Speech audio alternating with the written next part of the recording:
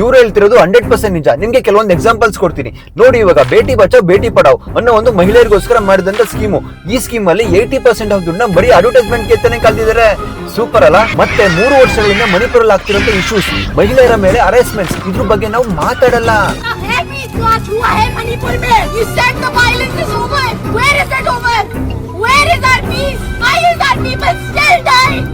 ಮಧ್ಯಪ್ರದೇಶದಲ್ಲಿ ಆದಿವಾಸಿ ಮಹಿಳೆಯರು ತಮ್ಮ ನೆಲೆಗಳನ್ನು ಉಳಿಸಿಕೊಳ್ಳಲು ಚಿತೆಗಳ ಮೇಲೆ ಮಲಗಿ ಪ್ರೊಟೆಸ್ಟ್ ಮಾಡ್ತಿದ್ದಾರೆ, ಚಿತಾ ಆಂದೋಲನ ಮಾಡ್ತಿದ್ದಾರೆ. ಇದ್ರ ಬಗ್ಗೆ ನಾವು ಮಾತಾಡಲ್ಲ.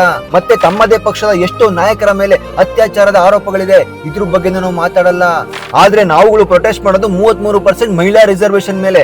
ಹೌದು, ಇದಾದ್ರೂ ಕರೆಕ್ಟ್ ಆಗಿ ಮಾಡ್ತಿದ್ದೀರಾ? ಇದು ನೋಡಿ. नारी शक्ति बंधन अधिनियम संसद के दोनों सदनों में भारी बहुमत से और राज्यसभा में तो सर्वसम्मति से पास होने की बहुत बहुत बधाई देता हूं। ಇವರೇ ಹೇಳೋ ಪ್ರಕಾರ ಇದು 2023 ಅಂಗೀಕಾರ ಆಗಿತ್ತಂತೆ.